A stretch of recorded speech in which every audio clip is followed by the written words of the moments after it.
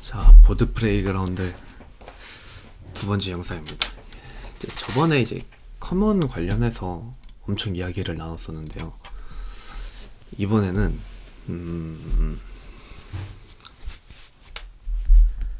DDD를 다뤄보겠습니다. 이게 DDD 말고 좀 더 다룰 게 있긴 한데, 이게 엄청나게 많이 고생을 했던 거예요. 지금도 사실 계속 개선이 되고 있거든요. 그래서 사실 DDD랑 코어랑 같이 봐야 되니까 DDD부터 시작을 하겠습니다. 일단 DDD는 도메인 드리븐 디벨롭먼트, 도메인 주도 개발이라는 뜻인데요. 제 백엔드에서도 이 DDD를 굉장히 핵심적으로 구현을 하고 쓰고 있습니다. 그래서 그 API 도메인 비즈니스 모듈들 모아놓은 건데, 보시면 인터페이스, 인프라, 도메인, 애플리케이션 이렇게 나눠져 있고, 컨트롤러랑 DTO 매퍼, 그다음에 인프라에 일반 매퍼랑 레포지토리, 도메인에 엔티티랑 레포지토리 포트, 그다음에 밸류 오브젝트, 그다음에 도메인 에러, 그다음에 도메인 이벤트까지 정의를 해놨고요. 애플리케이션은 지금 유저라서 나눠져 있는데, 다른 걸 보면 커맨드, 쿼리, 파사드 세 개 아니면 커맨드, 쿼리 이렇게 구성이 되어 있습니다. 그래서 한번 이거를 뜯어보면 이렇게 정리가 되어 있고요. 사실 이건 지금 영상 구조는 이런데 계속 아마 바뀔 겁니다. 한번 확대를 해서 보면, 왜냐면 이게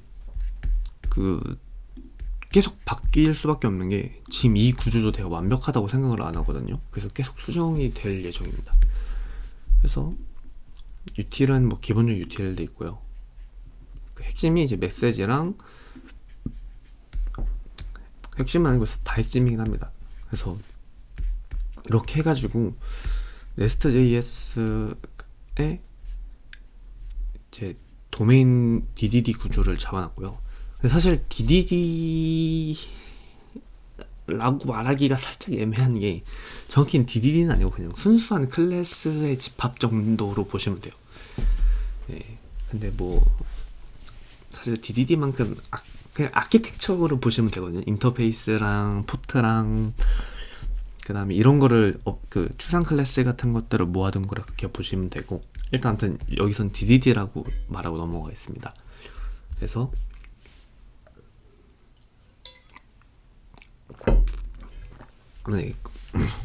그래서 이렇게 정의를 해놨고요. 가장 먼저 볼 거는 도메인 에러. 아까 전에 저희가 API 에러를 정의를 했었잖아요. 그래서 API 에러에 좀 반대 개념으로 도메인 에러가 있습니다. 도메인 에러는 API 에러가 백엔드에서 클라이언트로 주는 API 명세 같은 개념이라면, 도메인 에러는 시스템 내부에서 사용되는 에러라고 보시면 돼요. 그러니까 백엔드 내부에서만 사용하는 에러고, 이 도메인 에러가 컨트롤러나 아니면 전혀 에러 필터단에서 한번 서로 매치가 돼가지고 도메인 에러가 API 에러로 변환이 돼서 클라이언트에서 쏴주는 구조입니다. 그래서 그래서 도메인 에러 이렇게 정의가 되어 있고요. 도메인 에러는 기본적으로 4개의 속성을 갖습니다. 그리고 도메인 에러는 스로우되지 않습니다. 왜냐면 얘는 에러를 상속하고 있잖아요. 자바스크립트, 타입스크립트 에러 클래스를 상속을 하지 않고 있는데, 왜 그러냐? 얘는 스택 트레이스가 필요가 없습니다. 왜냐면 도메인 에러는 모든 경우에서 리턴되고 스로우돼서는 안 돼요. 무전에서 에러로 네버스러의 에러로 리턴이 되어야 되지, 스로우 되지 않기 때문에 스택 트레이스가 필요가 없어가지고 에러를 상속받지 않았고요.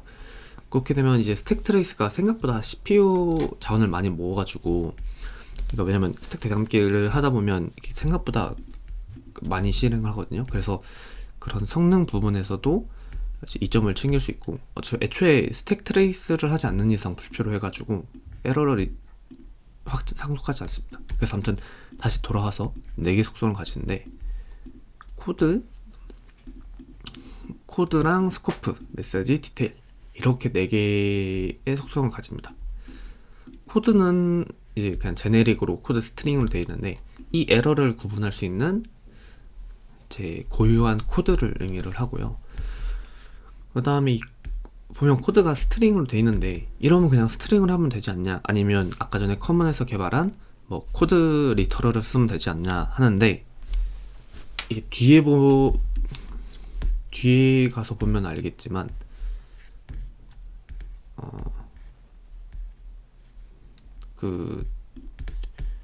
네, 코어에서 여기서 에러 정의한 거를 보면 아실 수 있는데,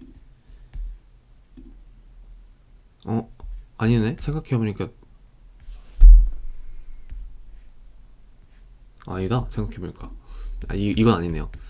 네, 잠깐만, 다시 실수를 했는데, 스트링으로 하는 이유가, 이게 다른 코드랑 헷갈렸어요. 여기서 커먼 도메인 에러를 보면 이거를 이제 리터럴로 정의를 합니다. 리터럴로 정의를 하고, 이거를 이제 코드로 그대로 상속받게 만들고요. 왜 이렇게 하냐, 안 그러면 이제 코드 타입을 타입 안전하게 할 방법이 없어요. 그래서 일부러 타입 안전하게 하려고 코드 리터럴을 이렇게 만들었고요. 그러게요, 이거 생각해보니까 약간 이상하네. 네. 근데 아마 맞을 거예요. 코드를 이게 스트링으로 돼 있으면, 맞아요. 이게 왜냐면 이게 그 추상 프로퍼티잖아요. 근데 이게 그 리스코프 치환 법칙 때문에 여기서 이걸 한번 정의를 해놓으면, 코드를 뭐 이런 식으로 정해놓으면 밑에서 오버라이딩이 안 됩니다. 왜냐면 그 부모 클래스에서 코드를 구체적인 리터럴로 정의를 했기 때문에. 그래서 이 코드는 맨 아래 그 실체 클래스까지 제네릭으로 가져와야 됩니다. 네, 그래서 아마 이렇게 제네릭으로 적어서 가져왔던 걸로 기억을 해요. 네, 그 다음에 메시지는 그냥 메시지고요. 뭐 여기서 보면 사실 정의를 하긴 하는데, 이렇게 정의는 합니다. 네. 메시지를 안 적어도 되는 것도 있고, 만약에 그냥 이렇게 그냥 그 에러 자체로 쓰이는 거면 컨스트럭트를 오버라이딩을 안 해가지고 그냥 메시지 입력밖에 할 수 있게 하고, 이렇게 좀 명확하다, 그러니까 디테일을 받는다, 디테일을 기반으로 그 메시지를 자동으로 내보내기도 합니다. 이거는 메시지는 어차피 개발자가 보는 거라서 그냥 구현할 때마다 편하게 알아서 구현하라고 적어놨고요. 컨스트럭터 있고, 그 다음에 이게 도메인 에러인데, 도메인 에러는 보면 추상 클래스라는 거 보시면 아시겠지만 그대로 안 씁니다. 이건 어디까지나 뭐 타입 같은 거 할 때나 쓰는 거고, 이제 도메인 에러 밑에 그 커먼 다른 베이스 에러가 있습니다. 베이스 에러가 뭐냐, 에러가 사실 개발할 때 에러를 하고 나면 어느 정도 몇 개 타입으로 분류를 할 수가 있거든요. 그래서 그거대로 이제 분류를 해놓은 건데, 뭘 못 찾았다, 유저를 못 찾았다, 세션을 못 찾았다 할 때 하는 베이스 not found 에러, 그 다음에 유저인데 이메일이 중복됐다 할 때 하는 컴플렉트 에러, 그 다음에 이거는 어드민 전용인데 일반 그 역할이 그냥 일반 유저가 접근했다 할 때 하는 베이스 액세스 디나인드 에러, 그 다음에 토큰이 없는 사용자가 요청을 했다, 그러면 이제 뭐 인증이 안 돼 있다 에러, 그 다음에 조드 바이올레이션, 그냥 유효성 검사가 안 되면 바이올레이션 이런. 그 외에 그냥 걔가 잘못했다, 그러니까 뭐 내가 가입하지도 않은 그룹에 뭐 게시판은 그런 아무나 쓸 수 있긴 한데, 아무튼 뭐 그런 도메인 에러는 배드 리퀘스트 에러, 이렇게 나눠놨고요. 인터널 서버 에러가 왜 도메인 에러냐 할 수 있는데, 이게 그 조건이 있습니다. 인터널 서버 에러, 그러니까 내부 에러는 맞고 그 인프라 레벨의 에러는 맞는데, 복구할 수 있는 경우, 그러니까 펠백할 수 있는 경우, 예를 들어 레디스. 왜냐면 레디스 같은 경우는 주로 캐싱인데, 캐싱 같은 경우는 레디스가 잠깐 죽더라도 사실 그냥 DB에서 받아오면 되잖아요. 그래서 이걸 선택권을 주기 위해서 에러를 하는 겁니다. 이 에러가 그 리턴 된다고 말씀드렸잖아요. 그래서 그 상위 함수에서 그대로 던져버릴 수도 있긴 한데 이걸 처리할 수가 있습니다. 그러니까 이걸 다시 그 에러로 리턴하는 게 아니라 이거 캐시 서버 인터널 서버 에러가 났네? 어떡하지? 죽어버려야겠다 하는 게 아니라 그냥 캐시 서버가 죽었네? 그러면 데이터베이스에서 값을 가져와야겠다 할 수 있도록 도메인 로직을 하는 거기 때문에 이것도 인터널 서버 에러가 돼 있습니다. 네. 어디서 사용되냐면 캐시 에러를 보면 이게 정의가 되어 있어요. 캐시 인프라스트럭처 에러. 레디스가 죽었다. 어떻게 할 거냐? 네, 이렇게 정의가 되어 있고요. 보면 참고로 여기서 스코프를 설명 안 드렸는데 스코프가 퍼블릭과 프라이베이트가 있습니다. 이거는 에러를 정의할 때 선언적으로 이 에러가 유저에게 보여줘도 되냐 라는 거를 정의한 거예요. 근데 그렇다고 이 도메인 에러 클래스 자체가 그대로 유저에게 노출이 되냐? 그건 아니고요. 그 매치 퍼블릭이라고 매치 리서트였나? 매치 에러 맞다. 보면 다시 클라이언트 코드 아무거나를 보시면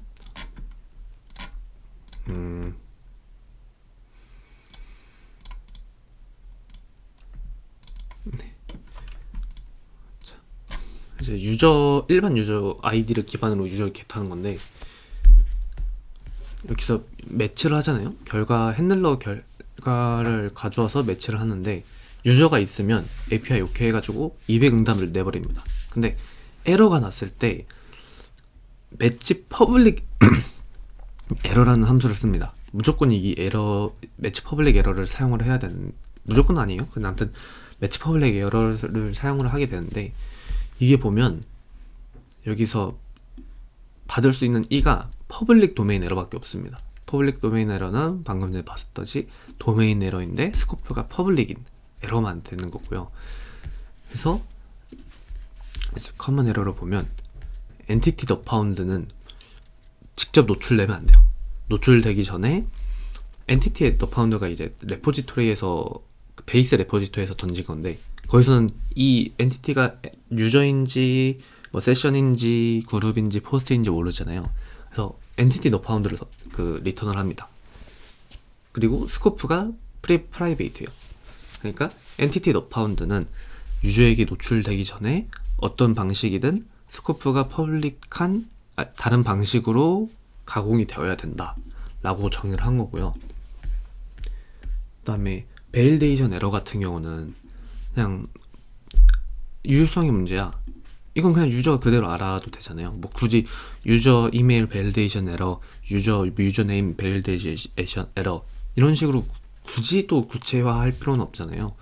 그래서 밸리데이션 에러는 퍼블릭으로 해가지고 그냥 그대로 내보내게 만들었습니다.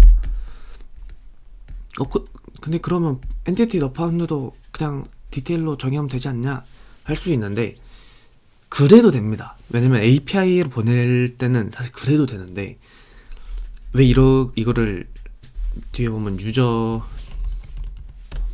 더 파운드 그다음에 뭐 세션 더 파운드는 없구나. 뭐 세션 더 파운드로 네, 세션 있긴 해요. 세션 더 파운드도 있긴 한데 왜냐면 세션 자체를 구하는 것도 있으니까 한데 왜 이러냐? 중간 로직에서 처리하기 위함입니다. 죄송해요, 제가 배고파가지고 이게 왜냐면 세션이 너 파운드 같은 경우는 사용자가 자기 보안이나 설정 페이지에서 세션을 볼 때는 그냥 세션이 없다 하면 그냥 세션이 없다라고 말하면 되잖아요. 근데 세션을 토큰 리프레시 할 때는 그러니까 토큰을 리프레시 할 때 세션이 없는 거는 그거는 세션이 없다라는 도메인 에러가 아니라 그냥 그 잘못된 리프레시 토큰인 거예요. 그래서 세션이 없다를 그대로 내보내면 안 되니까 그 세션이 없다라는 상태를 구분을 해야 되고, 그래서 그거를 엔티티 not found에서 디테일 해가지고 찾을 거야. 근데 디테일은 또 이거 n인데, 왜냐면 엔티티 not found 디테일은 엔티티 네임의 id입니다. 얘가 세션이라는 보장이 없어요. 그럼 이걸 다 스트링으로 할 거냐? 안 되죠. 그 엔티티 네임은 스트링이고 제가 원하는 그 타입 안전한 시스템이랑은 다르고, 이걸 할 거면 또 위로 더 위로 올려서 모든 도메인 엔티티 객체를 가져와야 되는데, 제 서비스에서는 엔티티 네임 어그리게이티드 코드 네임 같은 경우는 중간 관리를 하지만 엔티티 네임 같은 경우는 중간 관리를 안 합니다. 그렇기 때문에 엔티티 네임은 그냥 일반 스트링으로, 리터럴이 아닌 스트링으로 유지를 하고, 각 레포지토리에서 엔티티 not found가 아니라 유저 not found, 세션 not found, 포스트 not found 이런 식으로 구현을 해가지고 그 중간 단계에서 처리를 좀 더 편하게 하게 만든 거예요. 네. 설명이 길었고요. 그 다음에 뭐 밑에는 인증 관련 액세스 디나인드, 뭐 룰, 그 어드민만 접근 가능한 엔드포인트인데 유저가 접근했다던가, 아니면 액세스 토큰이 올바르지 않다던가, 뭐 토큰이, 이름이 좀 바꿔야 되긴 한데, 토큰이 만료됐다, 토큰이 없다, 이렇게 에러를 좀 추가를 해줬고요. 근데 이게 왜 갑자기 이게 왜 DDD에 있냐? 그러게요. 이거 사실 코어로 옮겨도 되긴 한데 처음에 그냥 이렇게 정해가지고 해놨어요. 나중에 옮길게요. 네. 아무튼 이거는 네, 이렇게 커먼 에러가 정의가 되어 있습니다. 다음은 시스템 익셉션인데, 방금 전에 레디스가 죽었을 때 이거는 펠백할 수 있냐? 펠백할 수 있으면 이제 도메인 에러인데, 펠백할 수 없으면 이제 시스템 익셉션이 되는 거예요. 그러니까 그냥 죽어야지 꽥 하는 게 이제 그 시스템 익셉션이라고 보면 되는데, 이거는 자바스크립트 에러를 상수로 받습니다. 익스텐트 에러로 되어 있고요. 그다음 참고로 이거 린트 규칙 돼 있어가지고 뭐 아무튼 미싱 토큰 있잖아요.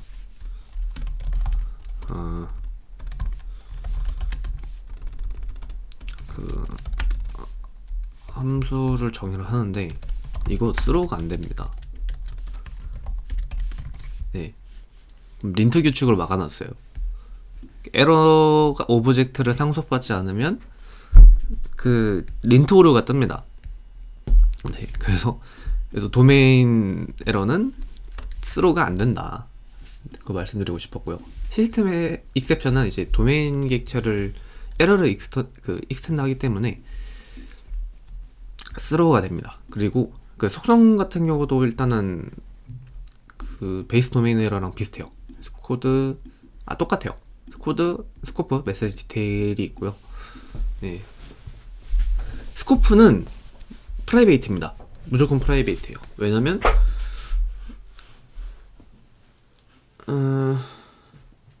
그게요, 왜 프라이베이트일까요? 사실 의미가 없는데. 맞다. 그 처음에 구상을 했을 때는 시스템 익셉션도 그 에러로 리턴이 가능하게 생각을 해놨어요. 그러니까 리서트 에러로 리턴을 가능하게 생각해놓은 건데, 그게 이제 좀 바뀌어가지고 이제 베이스 인터널 서버 에러가 뜨긴 했지만, 네. 혹시라도 이게 리턴 됐을 때를 위해서 프라이베이트를 추가를 한 거고요. 왜냐면 펠백 서버가 죽으려고 하는데, 일단 소로를 하기 전에 좀 처리해야 될 게 있다.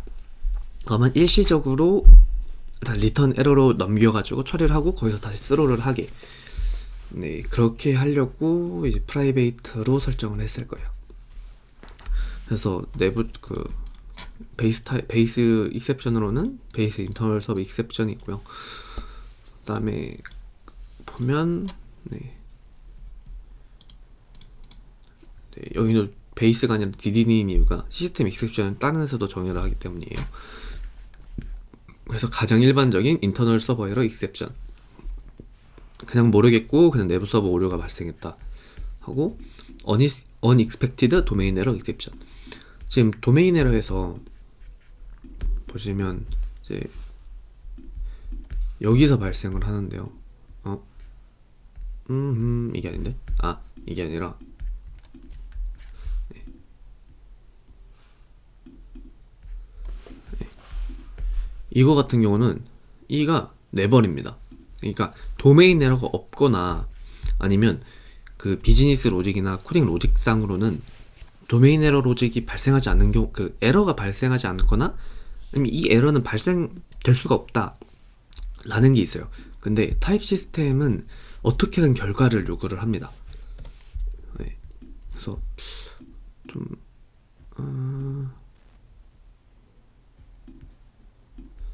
어떤 걸 보여드리면 좋으려나? 여기다. 네. 여기서 많이 쓰는 건데, 이게 엔티티 컨플리트 에러를 받아서 이걸 처리를 하는 로직인데, 이메일과 유저네임은 중복이 될 수 있어요. 근데 유저 프리즈마 정의를 보면 유니크가 걸려있는 게 두 개가 끝입니다. ID도 유니크긴 한데 UUID라 겹칠 일은 사실상 없고요. 그래서 유저네임과 이메일 유니크만 해결하면 나머지는 발생할 일이 없습니다. 근데 일단은 남아있어요, 엔티티 컨플릭트 에러가. 왜냐면 이렇게 썸을 하더라도 타입스크립트는 이가 네버라는 거를 추론을 못해요. 그게 맞기도 하고요. 왜냐면 이런 디테일 썸으로는 이 에러 타입을 완전히 구분할 수도 없고, 애초에 컨플릭트 에러도 그런 거를 타입 안전할 수 있게 하는 방법을 제공하지 않으니까. 그래서 예상하지 못한 도메인 에러 익셉션 라는 시스템 익셉션을 만들어서 추가를 했고요. 그다음에 메시지 코드 미스매치 익셉션, 이건 이제 뒤에 설명할 오브젝트 메시지인데, 이거를 플레인 메시지에서 플레인으로 할 때 아무튼 코드 검사를 하는데 코드가 다르다, 이론상 맞아야 돼요. 왜냐면 코드를 먼저 매치를 코드에 맞는 메시지에 프롬 플레인을 하는 거라서 이 에러를 따로 분리를 해놨고요. 이건 뒤에서 다시 설명을 드릴게요. 그래서 동일하게 메시지 검사를 하는데 그 메시지 스키마가 안 맞다 할 때 이제 유효성 검사가 안 맞다 하면 던지는 인벨드 메시지 익셉션이고요. 이게 왜 분리가 돼 있냐? 얘는 조드입니다. 인벨드 메시지는 조드 이슈를 반환을 하고, 메시지 코드는 그냥 코드라서 익스펙트 액츄얼로 하고요. 이게 중요도가 다릅니다. 코드는 무조건 맞아야 돼요. 왜냐면 애초에 그 앞에서 한번 코드를 검증하고 들어가기 때문에.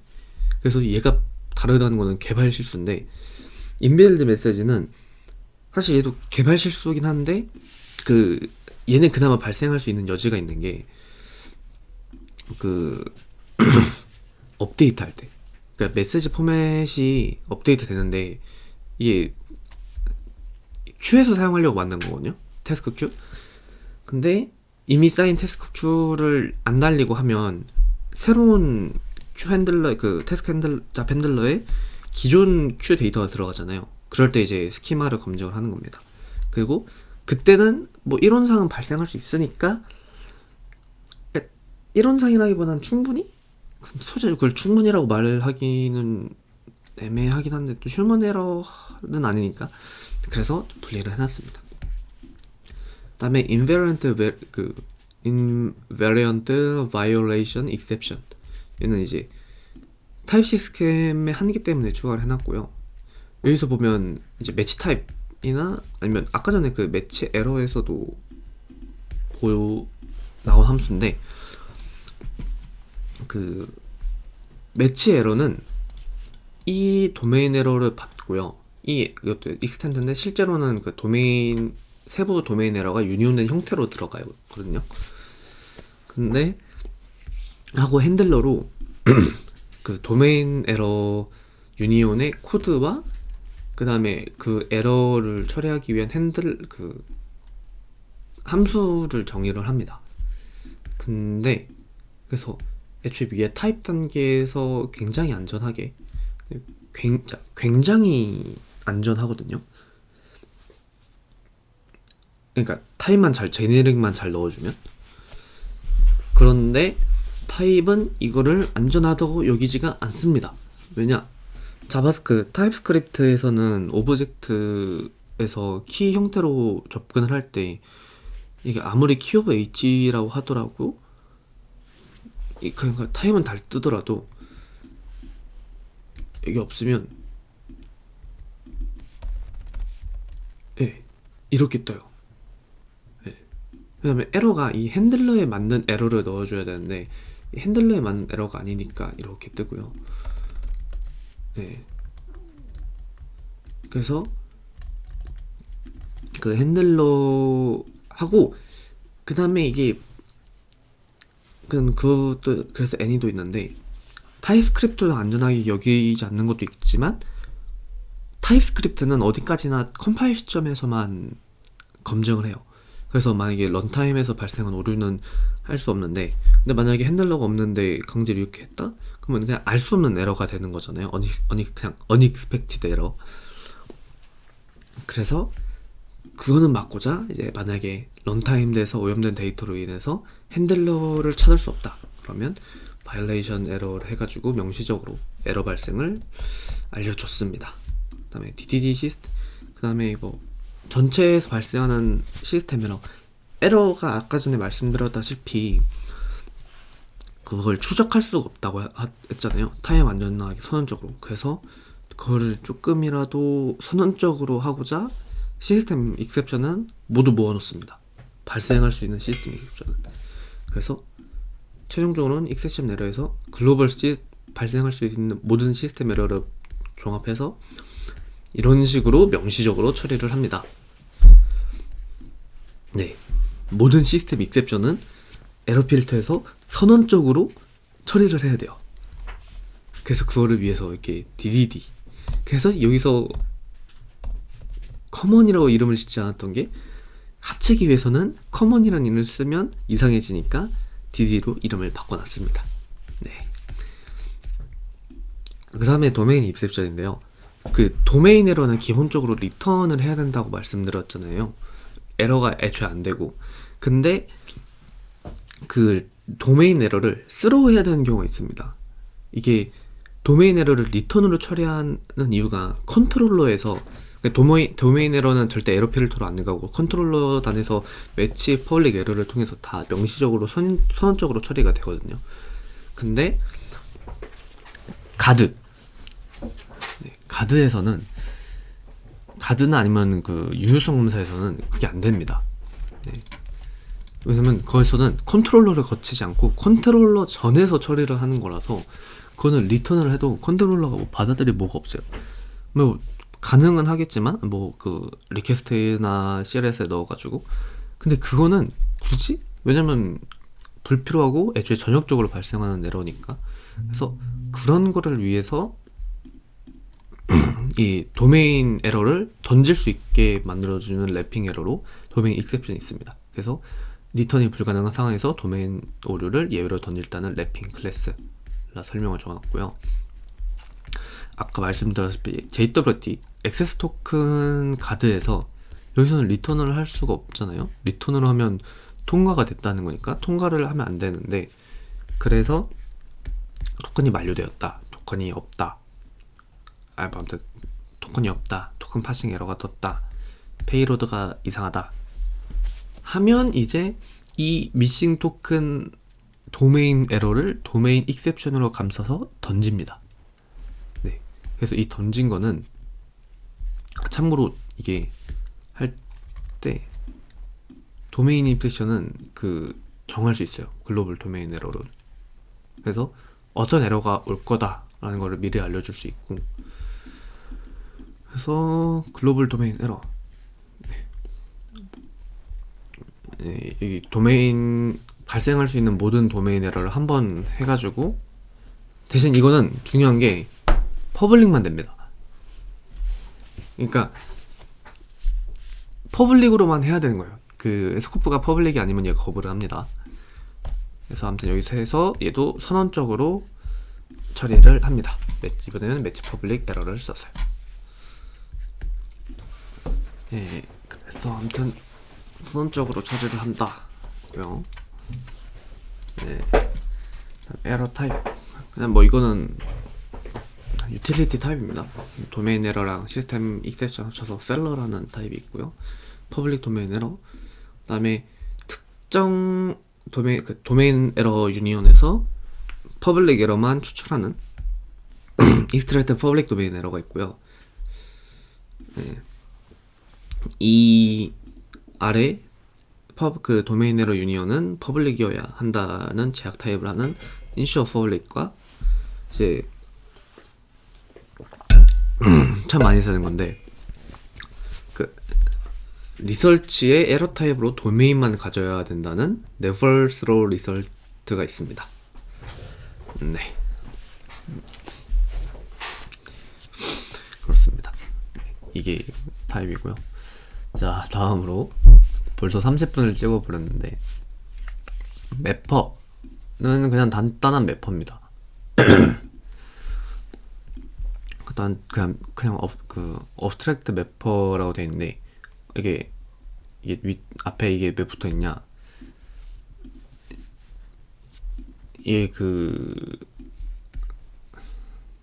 얘는 보시면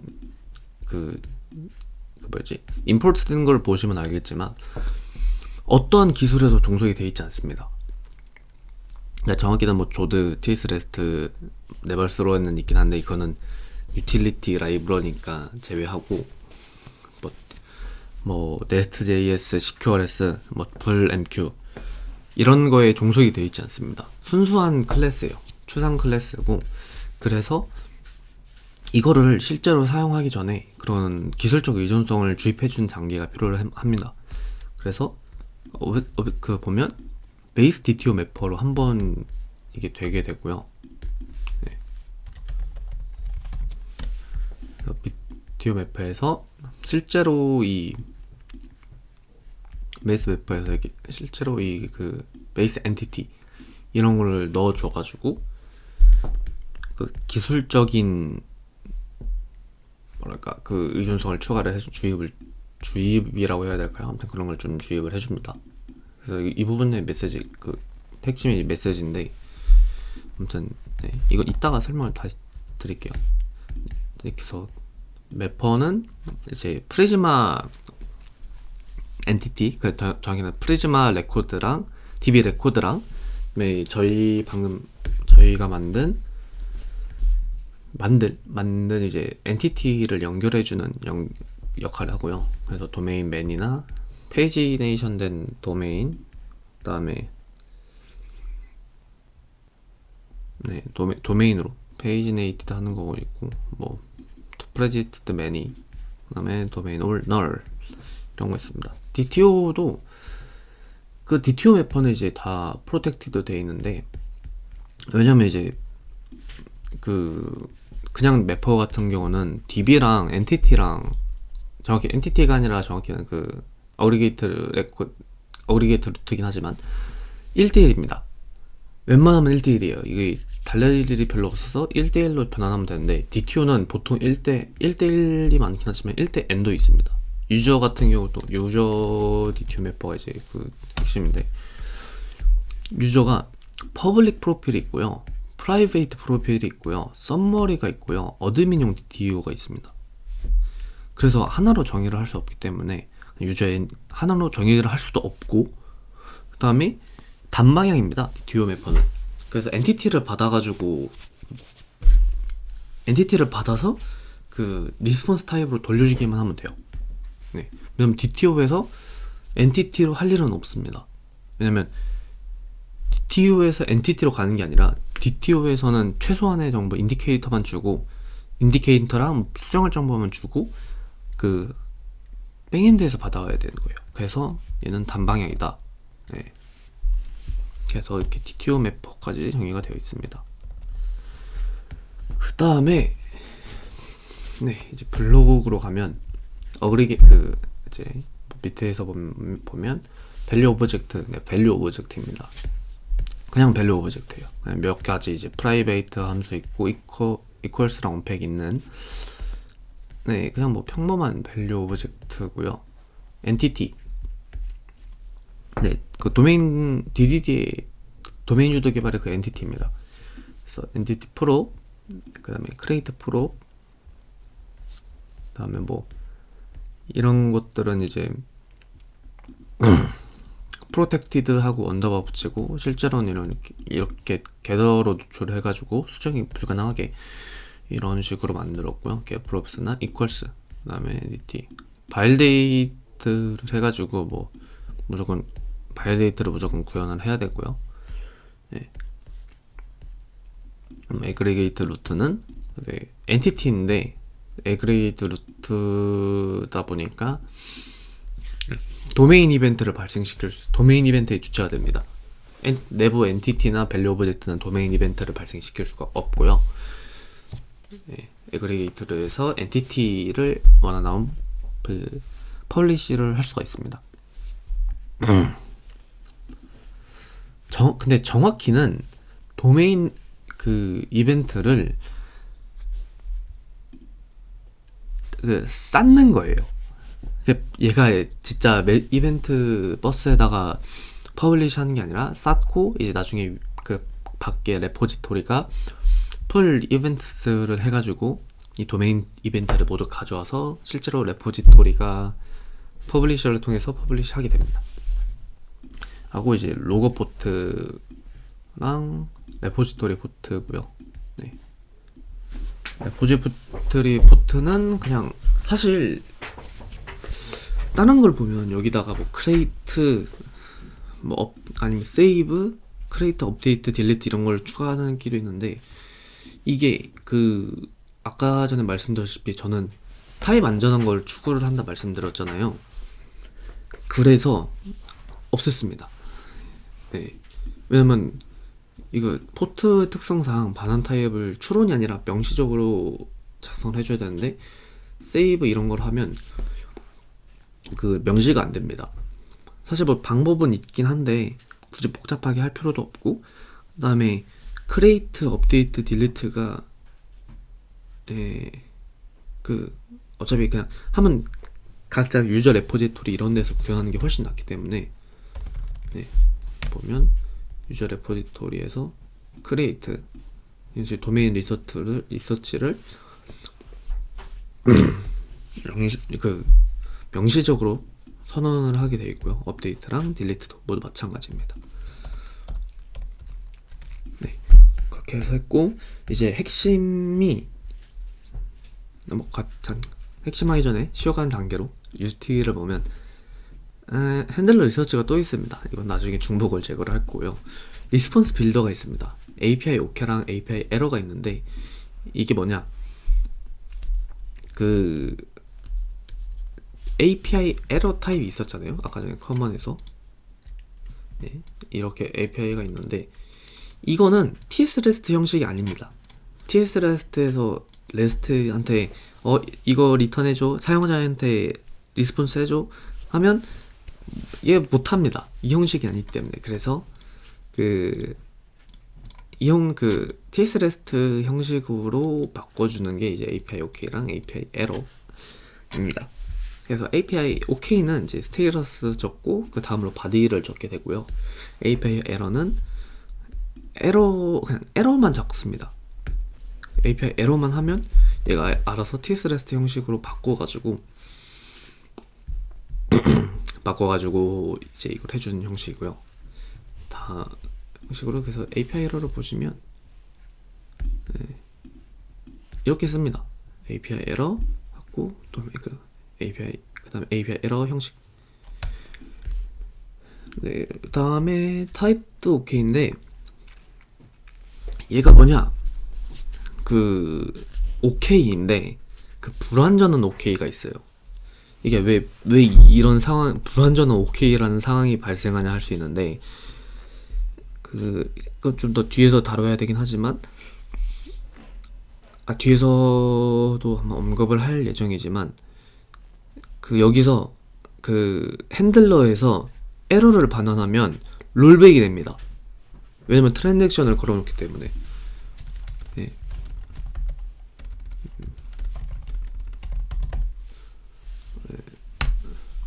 보면 여기서 뭐 이렇게 했냐? 기본적으로 커맨드는 트랜잭션을 깔고 갑니다.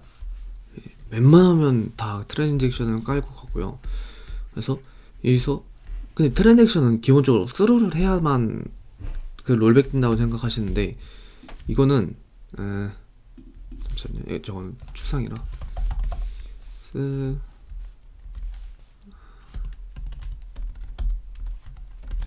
인덱스 매니저. 네, 보시면 얘가 에러도 잡습니다. 네, 에러도 잡아서 스로를 시켜버리기 때문에 롤백을 시켜버립니다. 네, 심지어 그 이벤트 디스패처도 이제 같이 롤백이 되고요. 그래서 그 성공은 아닌데 그 롤백이 되면 안 되면 그 에러로 반환하면 안 됩니다. 그래서 가장 그걸 쓰는 게 이제 그 리프레시 토큰인데 그 리프레시 토큰 같은 경우는 키 회전을 지원을 하는데, 그러니까 컨텍스트 간단하게 설명드리면 키 회전을 지원을 하는데 키 회전 된 이후 이미 사용된 토큰으로 다시 리프레시를 하려고 하면 로그인을 하면 안 되고 그 세션을 폭파시키고 사용자에게 알림을 보내야 됩니다. 왜냐면 리프레시 키 회전된 예전 리프레시 토큰을 썼다는 거는 그 키가 노출이 되었다는 거니까. 그래서 만약에 그게 뭐 세션이 해가지고 잠겼다 그러면 리부크드 왜 잠겼냐, 리프레시 토큰이 득티돼서 세션이 죽었다, 그 세션을 죽였다는 오케이입니다. 왜냐면 롤백 되면 안 되기 때문에. 그래서 걸거를 보면 키회전이 됐다, 토큰 키회전이 안 됐다. 왜? 토큰 유저가 디텍트 돼서. 네, 이렇게 해서 이제 타입 오케이를 쓰는 겁니다. 그러니까 유저 입장에서는 실패가 맞아요. 그래서 유저 입장에는 실패가 맞아서 그 리프레시 토큰에 대한 인터페이스를 보면 여기서 보면 리부크드가 되면 API 에러를 보냅니다. 근데 리부크드 자체는 시스템은 실패한 게 아니에요. 시스템에 그 리프레시 토큰 재사용이 감지되면 세션을 죽여버리고 사용자에게 알림이 보낸다라는 그 보안 시스템이 성공을 한 거예요. 네. 그러니까 시스템은 성공을 한 거죠. 그러니까 에러가 아닌 거예요. 그래서 OK를 반환을 하고 트랜잭션을 일으키지 않습니다. 네, 설명이 길었고요. 그 다음에 다시 돌아가서 보면 어디 갔었죠? 어디였죠 저희? 네, 아무튼 레퍼지토리 포트 그 타입 오케이 UTL까지 다뤄봤고요.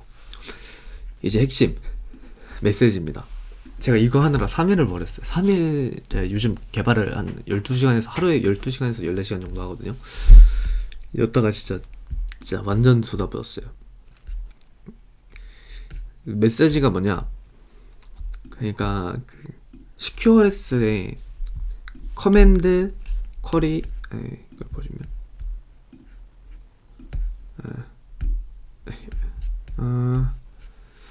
뭘 보여드리는 게 좋을까?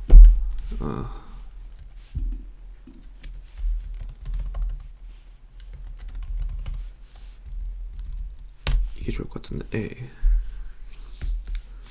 이게 메시지가 5종류가 있습니다.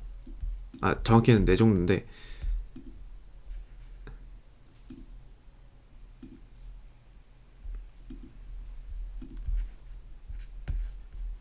네, 메시지는 다음에 한번 다뤄보도록 하겠습니다. 시스템 내려가지고 늘어져 있고 빠용.